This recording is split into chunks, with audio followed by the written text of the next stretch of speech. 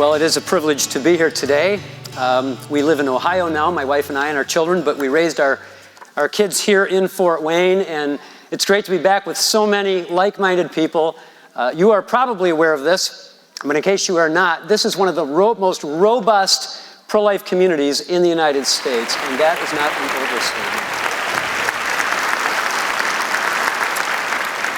overstatement. It's a real delight to be with you today. Vernon Johns is a name that has been largely forgotten today, but he preceded Martin Luther King as the pastor of the Dexter Avenue Baptist Church in Montgomery, Alabama, from 1947 to 1952. And although his name has been eclipsed by names like Martin Luther King and Rosa Parks and others, Johns is considered the father of the civil rights movement. As a boy, young Vernon, his father gave him some unusual but morally sound advice. He said, "Vernon, if you see a good fight, get in it."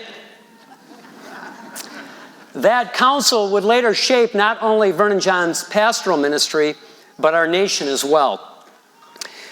Because it was his unflinching conviction and fiery disposition that laid the foundation for those who would later lead the charge against racism in our land. We are here today because we believe the fight for life is a good fight, and we're in.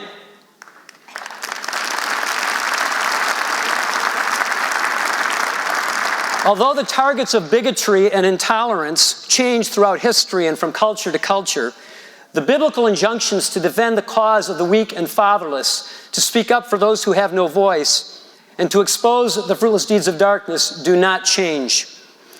They press down upon our consciences like a great weight that cannot properly be lifted except through our obedience. For 36 years, an out-of-town abortionist traveled to Fort Wayne each Thursday to profit financially off of young mothers in crisis by aborting their precious unborn children. Not anymore. Thanks to God and the vigilance of Allen County Right to Life and the pro-life community of Fort Wayne. Amen. So why are we still marching? Martin Luther King answered this for us. Injustice anywhere is a threat to justice everywhere. As history proves, the purveyors of injustice do not sleep or slumber, and so the struggle for human equality continues.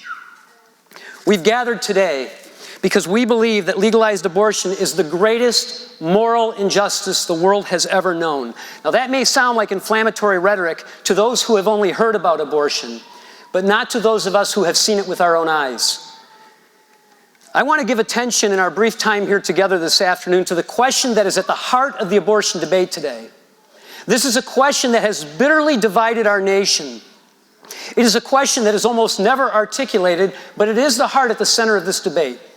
And the question is simply this: who counts as one of us? The battle over abortion is not a battle over choice or women's rights or reproductive freedom. It is a battle, rather, over who counts, who will be protected, and who will remain a candidate for the dumpster. We simplify the abortion debate with one question, and that is the question, what are the unborn? This is the question that the other side wants to ignore. They want to gloss over it. They want to sweep it under the rug. But it is the question that we need to stay focused on like a laser beam. What are they? Greg Koukl, the Christian apologist, said this: if the unborn are not human, no justification for elective abortion is necessary. But if the unborn are human, no justification for elective abortion is adequate. And he's exactly right. We know through the science of human embryology, which answers this question for us, that from the earliest stages of development, the unborn are distinct, living, and whole human beings. They have their own DNA, or unique genetic fingerprint, their own blood type, race, and gender, all different than their mothers potentially.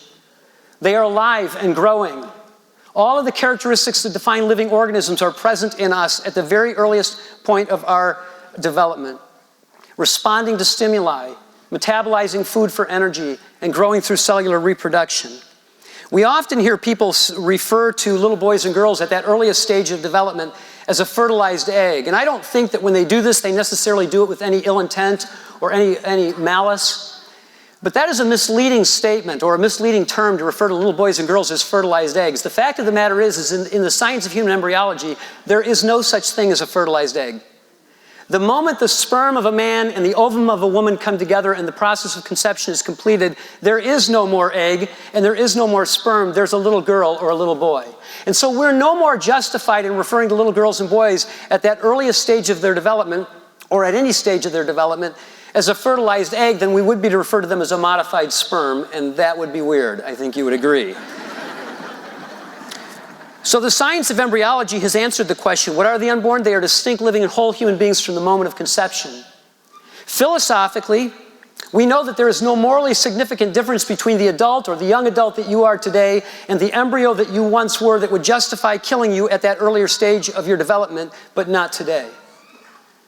Stephen Schwartz has pointed out that there are really only 4 differences between the adult you are today and the embryo that you once were. And while these are real differences, they are not morally significant differences such that we can appeal to them to justify taking your life at that earlier stage. The differences are simply these: size, level of development, environment, and degree of dependency. We don't appeal to those to kill children outside of the womb. Why would we use those against the children in the womb?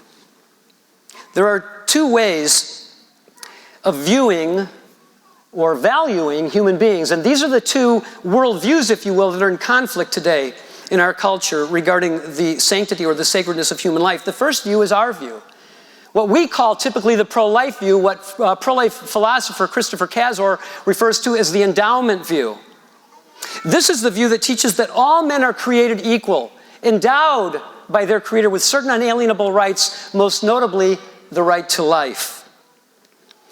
This view, our view, says that each individual has intrinsic moral worth independent of one's utility or function. We are valuable not because of our skin color, not because of what we can do or where we're located, but because of the kind of thing that we are, human beings created in God's image. This view is inclusive and tolerant. Black, white, rich, poor, Jew, Gentile, born and unborn. Every human being matters. Now, I'm going to let you in on a little secret that you already know. We are the tolerant ones. We are the inclusive ones. Every life matters. Now let's contrast this briefly with the other view, their view. The so-called pro-choice view that Christopher Kazor, I think rightly or aptly refers to as the performance view. This is the view that says that only certain human beings matter, and only if they pass some subjective test that we, the powerful, establish for them, the weak. Tests like viability or sentience or self-awareness. This is the view that divorces humanness from personhood. The view that now acknowledges, those even on the other side of the issue, now acknowledge the humanity of the unborn child. I spend a lot of time on university and high school campuses in my work, and almost nobody denies the humanity of the unborn child anymore. What they deny is the personhood of that child. And so they'll say something like, yes, Mike, I know it's a little girl, I know it's a little boy, I know it's alive and growing. Yes, it's human, but it's not a person. Now, this is a completely artificial distinction. Have you ever met somebody that was a human that wasn't a person? Do not point to your spouse. This is a legal trick designed to justify killing children at their most vulnerable stage of development. This view, the so-called pro-choice view, is intolerant. It is exclusivistic. It destroys the foundation for human equality. Because the minute you divide the room or the womb based on subjectively chosen arbitrary standards, by the way, standards that side doesn't even agree on, there is no consensus on what should be considered the value-giving standard. One person says sentience, the next person says viability, the next person says brain waves, heartbeat, whatever. But the minute you divide the room or the womb based on those kinds of so-called standards, you have effectively kicked the table legs out from under human equality. This is the view that brought us the ovens of Auschwitz. The view that said Jews were humans, but they weren't persons. This is the view that put blacks in leg irons in our own land. But it's our view that let them out. There's a word for this. The word is bigotry. At the very core of the pro-choice view is a position of bigotry. Now, sadly, each generation has the astonishing ability to be repulsed by the moral crimes of those who came before them while repeating those very same offenses. Former slave and abolitionist Frederick Douglass, writing of the brutality visited upon slaves by their slaveholders 150 years ago, said that they abused, raped, and murdered their slaves, quote, with almost as much impunity as upon the deck of a pirate ship, end quote. There was no secret in 1860 about what was happening on plantations. In fact, when slaves would escape, their owners would run ads in the newspaper offering rewards for their return and providing frank descriptions of their missing slave, even describing him or her as last seen wearing a neck collar and chains with scars on his back and the initials of his master's name burned into his flesh. But unlike the brutal treatment of slaves, the brutal treatment of the unborn by abortion is well hidden from most Americans. Abortion has been sanitized. Abortion clinics are careful to clean up real well after themselves. And as a result, most people have never seen what abortion does to little boys and girls. I have. I have held abortion in my hands. In 1991, when Barbara, my wife, and I lived, as we were living here in Fort Wayne at that time, we held in our hands a little black baby girl who had been aborted by a saline solution abortion at 7 months of gestation. She filled my hand. Her body had been lifted out of a dumpster behind an abortion clinic in Detroit, my hometown. Her perfectly formed body was beautiful, except for the fact that it was cold and stiff. Her ancestors likely suffered under the heavy boot of slavery, and now she had been crushed under the heavy boot of choice. I hear, as you do, all of the cliches and all of the slogans from the other side. My body, my choice. Don't like abortion, don't have one. Every child a wanted child. But when you hold in your hands the product of choice, a dead child, all of those slogans and all of those cliches disintegrate. And when you hold a little girl whose body was snuffed out in the name of choice, what is left to argue? Abortion is not just another issue.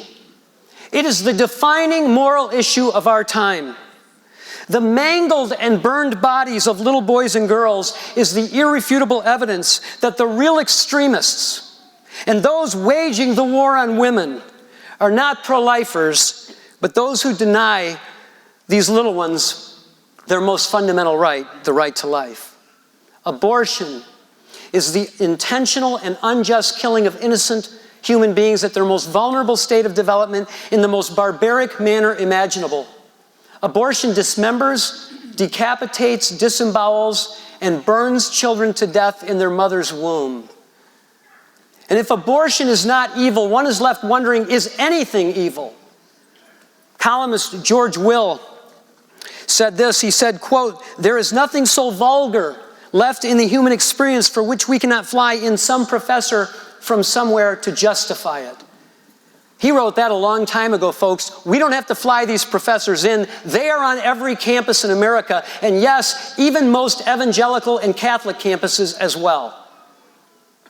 Ravi Zacharias, the great philosopher and apologist, said this in responding to George Will.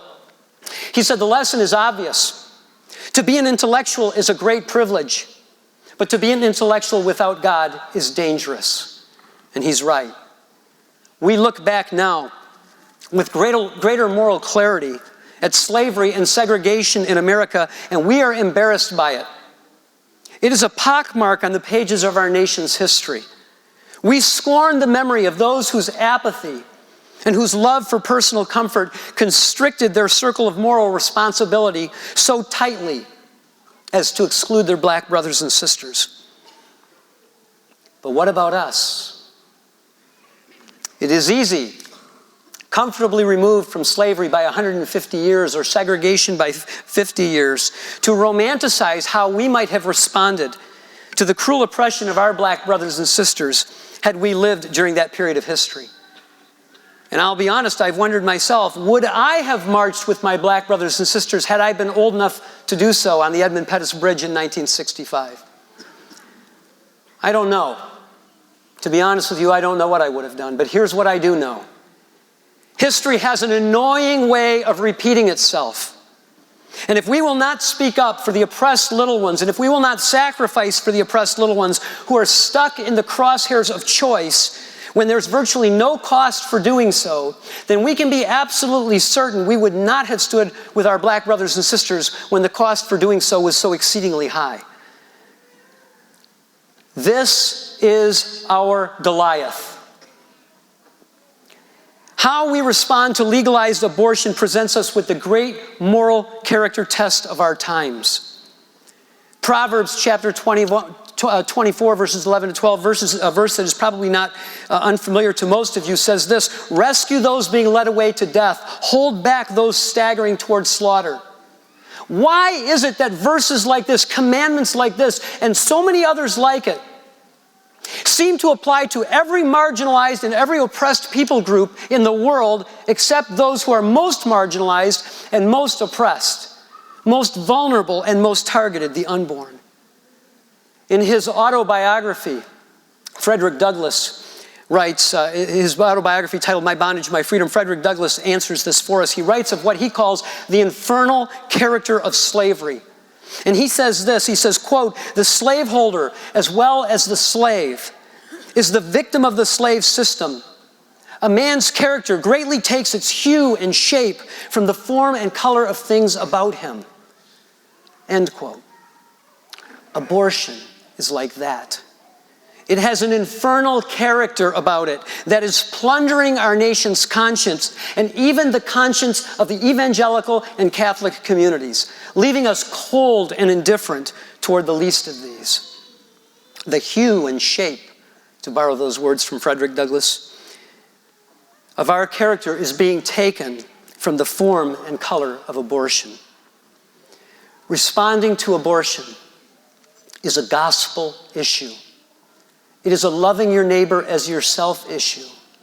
And when we respond biblically to abortion, as we should, we are presented with a gospel opportunity.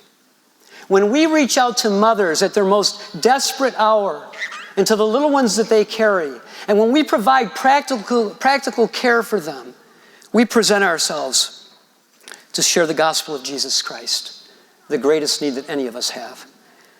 I am thankful for the pastors here today, so many, and I'm so thankful for that. These shepherds understand their calling to protect the entire flock, even those yet to be born. And when these men thunder from their pulpits the sacredness of human life, and when they equip their congregations to speak intelligently and graciously to the most pressing moral issue of our time, and when they lead their flocks through the streets of Fort Wayne in just a few minutes and are labeled extremists for having done so, they are doing what God has called every pastor to do. Conversely,